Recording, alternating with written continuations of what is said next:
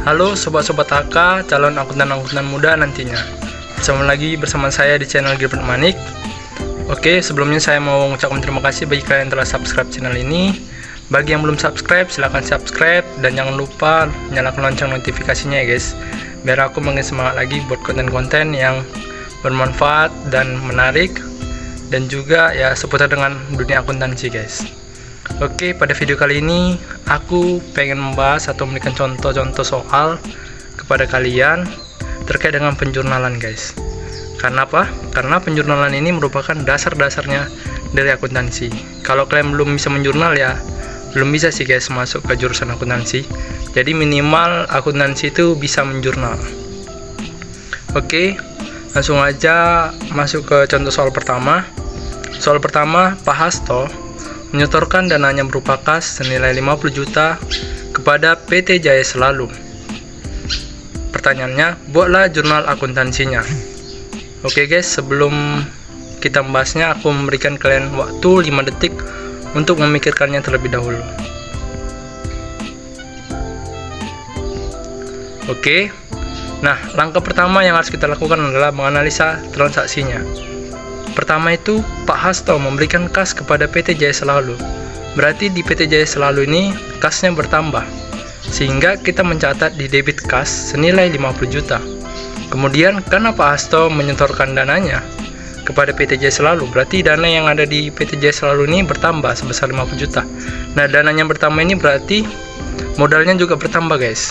Nah, modal itu bertambah di kredit, sehingga kita catat modal di kredit senilai dengan 50 juta. Jadi jurnalnya debit kas senilai 50 juta, kredit modal senilai 50 juta.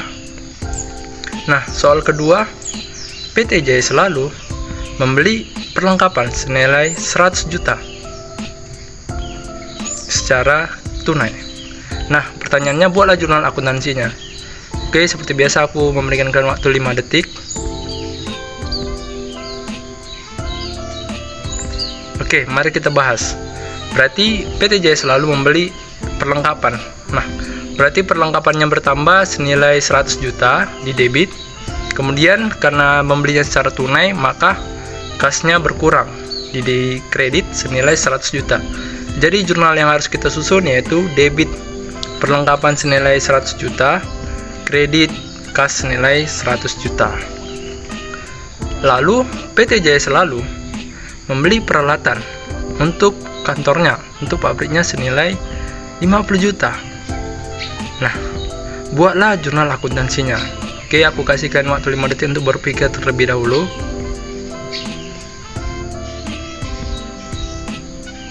Oke, mari kita analisis transaksinya. Oke, PT Jaya Selalu membeli peralatan senilai 50 juta. Berarti peralatan PT Jaya Selalu ini bertambah 50 juta di debit. Kemudian dibelinya secara tunai, berarti kreditnya berupa kas berkurang di kredit senilai 50 juta. Jadi jurnal yang kita susun yaitu debit peralatan, kredit kas senilai 50 juta. Nah, sekedar info, apa sih perbedaan perlengkapan dan peralatan? Kalau perlengkapan itu nilai manfaatnya kurang dari 1 tahun, kalau peralatan nilai manfaatnya lebih dari 1 tahun. Nah, soal keempat ini, Pak Hasto menarik dananya senilai 5 juta dari PT Jaya Selalu. Berarti penarikan dana ini bisa disebut dengan prefer. Berarti prefer di debit senilai 5 juta. Karena Pak Hasto menariknya berupa kas senilai 5 juta, maka kreditnya kas senilai 5 juta. Jadi jurnal yang kita lakukan yaitu debit prefer 5 juta, kredit kas 5 juta. Kemudian PT Jaya Selalu membeli perlengkapan kembali senilai 50 juta dengan tunai senilai 5 juta, sisanya secara kredit.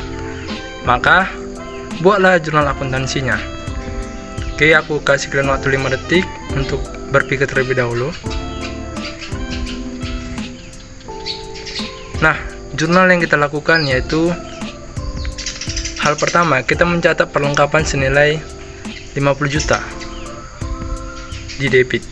Jadi debit perlengkapan senilai 50 juta. Kemudian dibayar secara tunai 5 juta.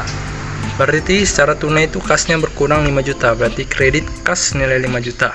Kemudian sisanya secara kredit. Nah, di kredit itu berarti perusahaan PT Jaya Selalu ini utangnya bertambah senilai 45 juta, sisa dari yang kita bayar secara kas. Maka kita catat kredit utang senilai 45 juta.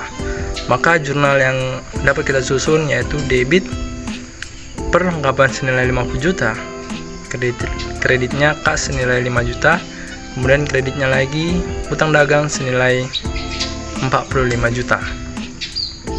Nah, mungkin itu saja sih beberapa contoh-contoh soal terkait penjurnalan. Jika kalian pengen contoh soal tambahan, bisa di request di kolom komentar guys.